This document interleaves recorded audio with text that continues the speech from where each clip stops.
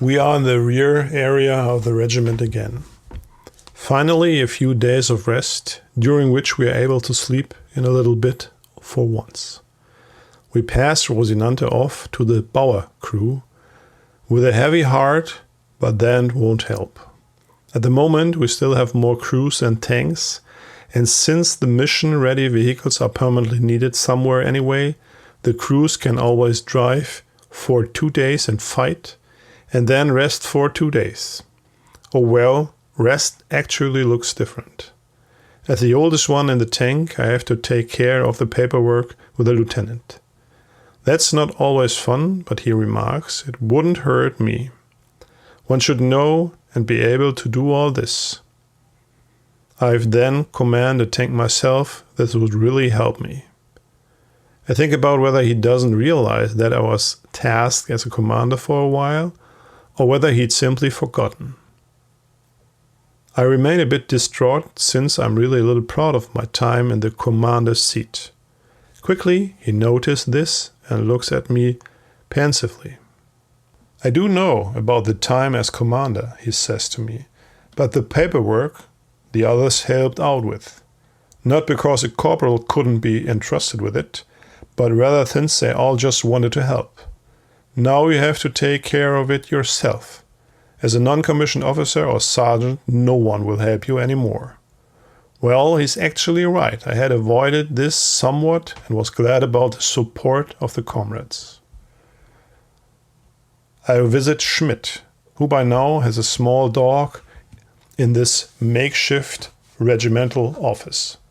It's a little mutt who is well behaved but only listens to Russian commands.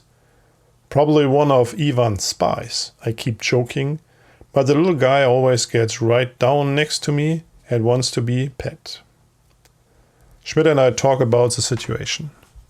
The change between frost and thaw doesn't make the roads any better. Schmidt lets it slip that we probably will have to go back further in order to incorporate natural barriers like rivers into the defense against the Russians. I can't understand where Ivan is getting all these men. At some point, that spring has to run dry. You also hear on and off that large convoys with material aid from America are arriving in Russia. American tanks, trucks, and airplanes are delivered in large quantities, our submarines don't get all the ships. Be it as it may, if we position ourselves right and establish a good defense till spring, the Russian can run himself to death against our artillery pieces. Then we will have enough tanks and men again to strike back hard with an iron fist and to knock down Ivan once and for all. By now, we've experienced it often enough already that the Russian is gritting his teeth on anti-tank gun or well-camouflaged tank emplacements and then bleeds to death there. Frequently, we have already acted as tank defense and stopped the Crocs with our Panzer IIIs in coordination with the 88s. As we are chatting about the tank defense in this way, we also speak about the new Tigers, which are now supposed to arrive with the troops in large quantities. That would be something, such a colossus with its heavy 88mm cannon, which can destroy anything. Much we don't know about the new vehicles, but Sarge apparently has a bit more information. He tells that his older brother participated in the Battle of Lake Ladoga in the northern sector. He had written that this giant tank had driven forward indestructibly against the Russian tank, then simply stopped and took its time to shoot down one tank after another. The enemy shells simply bounced off, and when the Russians had run out, they simply drove back. Only the terrain hadn't been too favorable for tanks, but the Russians had suffered a considerable beating. Great deal with the tank. The Russian can't touch us anymore. Now our long barrel is really a good tank, but such a Tiger, oh my, That would be something for my father's son. The days fly by, one always has something to do. Organizing something here, supply train there, taking care of something with the Russian helpers, again paperwork, writing a few letters. The armored reconnaissance once again is in need of a gunner for an armored reconnaissance vehicle type 222. A commander there has requested me. Back then near Mostock we bailed out the comrades. He didn't forget that. I sign off with my lieutenant, who isn't thrilled but still tells me not to play the hero as I was still needed. Well, said and done. In the afternoon I report to the armored reconnaissance. We're supposed to drive a scouting mission in a southerly direction and see whether the Russian there is already advancing through the woods. It is actually insurmountable there for tanks, but with Ivan one has to prepare for anything. Again, climbing into these tiny things, quickly approach, quickly get away. Just no big firefight. They're not made for that. We drive off and try not to use the muddy roadways. Rather going across the fields. It rumbles a bit more on one hand, but one won't get stuck. Relaxed, I'm sitting behind the 20mm and wait. We probably need a good hour to reach this area. I'm not anxious. We're only scouting. If there is a Russian tank present, we'll turn away and get reinforcements or the Air Force.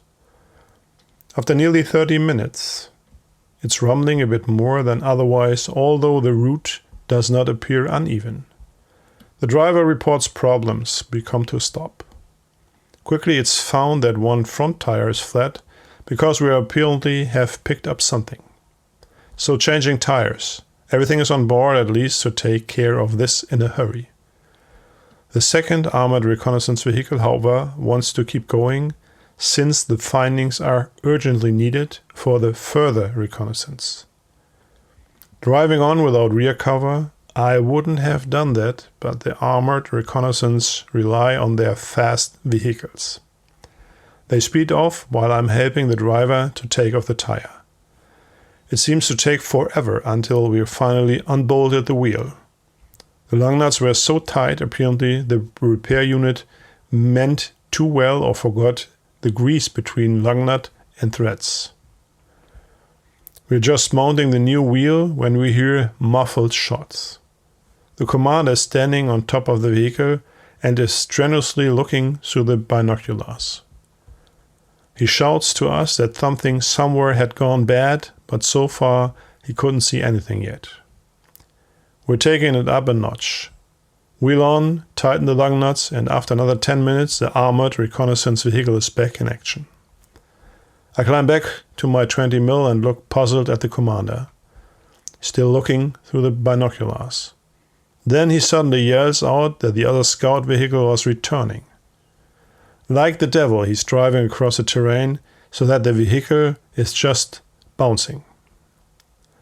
We start the engine and turn the vehicle around already so that we can take right off in an emergency. The vehicle comes to a screeching halt next to us. Covered in blood, the commander looks out and shouts to us that an entire damn Russian gang was sitting in the woods. They had started shooting immediately and hit the vehicle frontally. The gunner is lying in the vehicle with a smashed skull. The commander got hit by considerable shrapnel. His hand looked bad. I want to go over and help, but he waves me off. He wraps a rag around the left hand and states, "We should quickly drive off now." Ivan was behind us.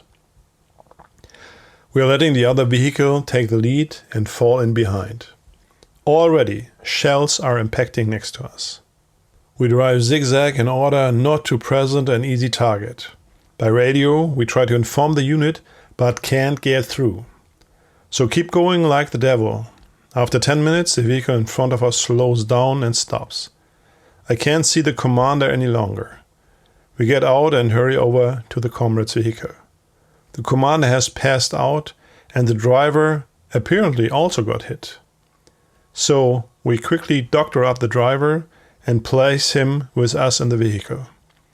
The commander has already lost a lot of blood, so I bandage up the arm so that he can make it. With the gunner, there's nothing that can be done anymore.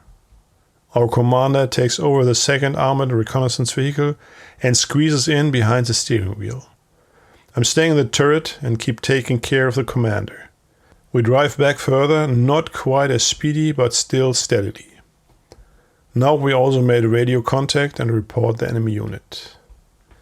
After another 20 minutes, we are back in our makeshift post and try to get the wounded out of the vehicles. Many hands help out. We hand the 2 injured off to the medics. A battle group of 5 tanks is just getting ready to drive against the identified threat. In cooperation with the Air Force, they'll be cleaning up there. I'm standing by the vehicle and smoke. We still have to extract the other gunner. I climb back inside and look down. Half the skull is torn off. He died instantly. A bullet hole right next to the 20mm through the turret into the combat compartment. It hit him dead once, since the thin shed metal does not really offer any protection. That could have happened to me too. More armored reconnaissance men join in and help to recover the dead man.